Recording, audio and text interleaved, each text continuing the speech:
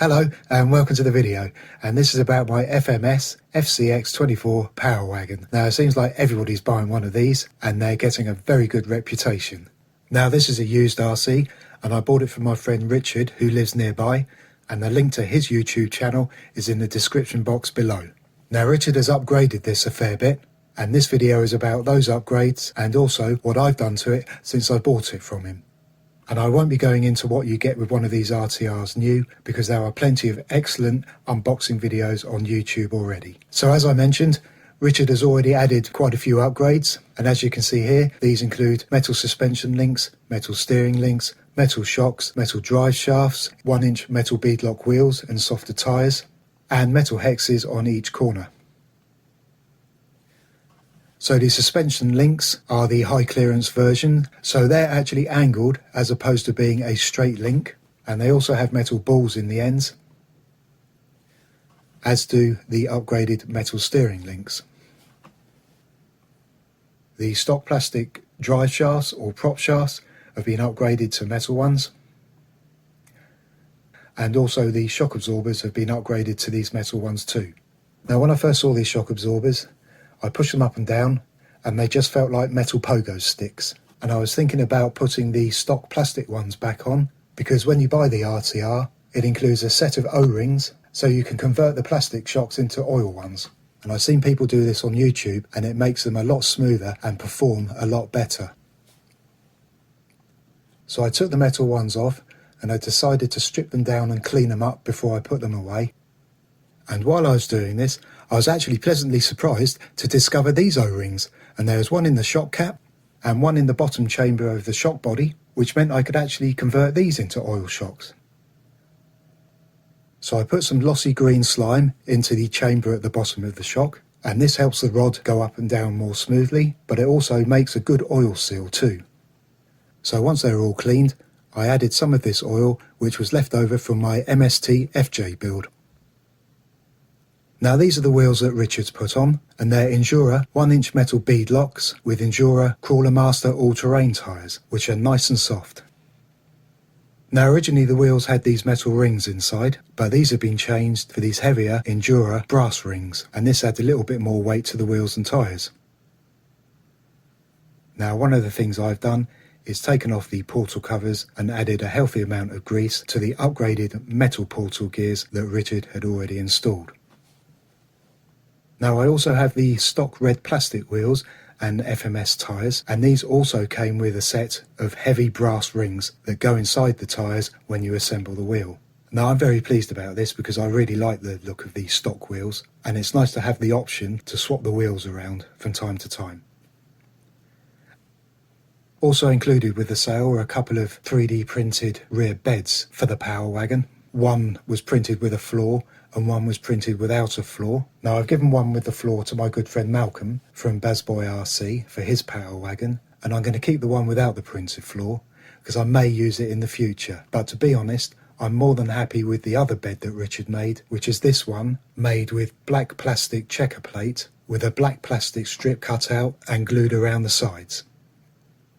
So the front of the bed fits snugly into the roll bar behind the Power Wagon's cab, and I'm really impressed with Richard's very simple but very effective ingenuity for fixing the rear of the bed to the chassis.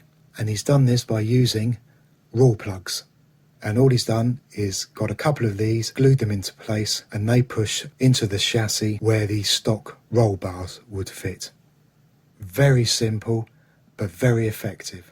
Right, that's enough talking. Let's take this Power Wagon outside and see how it runs. Okay, so we're out in the garden and I've made up a little course with some ornamental rocks, and the first run will be with the Injora wheels and tyres. And I'd just like to point out there will be no slow-mo editing in this video. It will all be in real time so you can see just how slowly you can go with this FMS.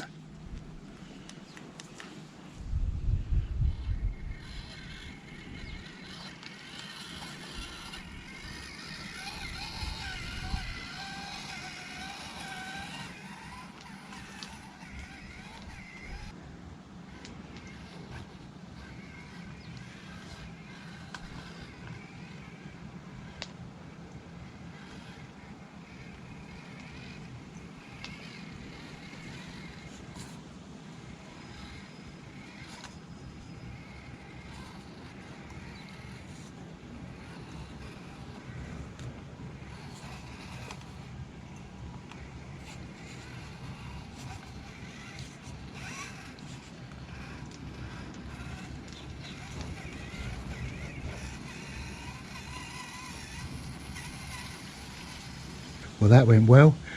I shall try and bring it back the other way, although I'm not sure if it's going to be able to climb up the white rock, but let's have a go and see what happens.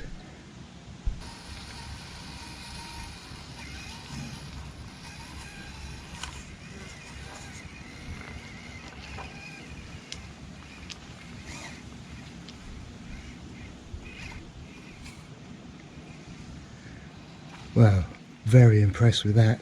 I honestly didn't think it was going to get up there.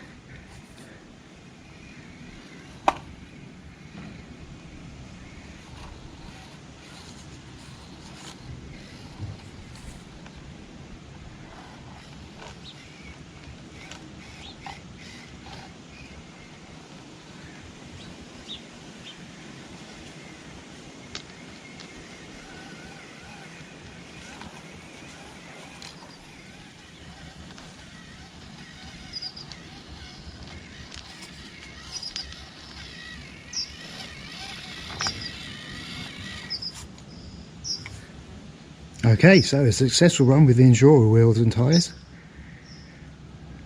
Now I'll go and swap them over for these stock wheels and tyres, also with heavy brass wheel weights inside. Right, so I've changed the wheels to the stock ones. This will be the first time that I've actually used them, so it'll be quite interesting to see how they compare to the Injoras. And as I mentioned earlier in the video, these also have heavy brass weights inside the tyres. Okay, let's see how she does.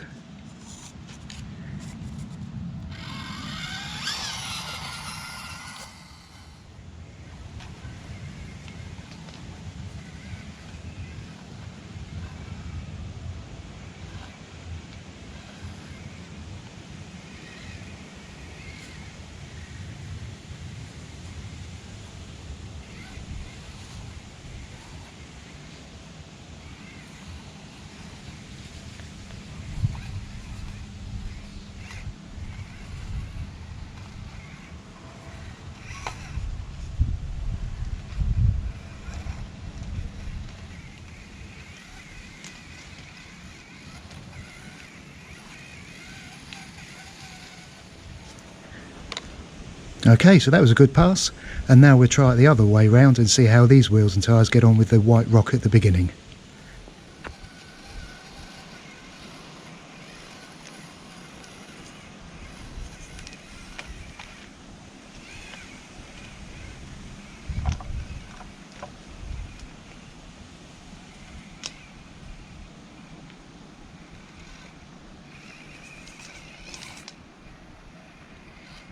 Very good.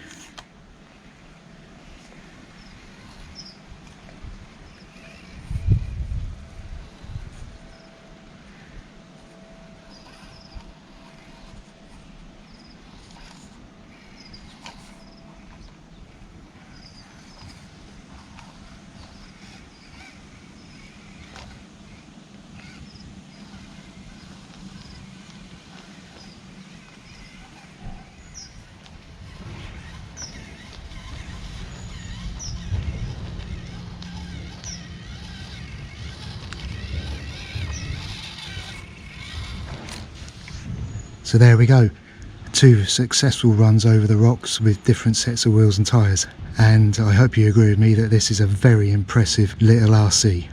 Right, so now it's time to show you it in high gear.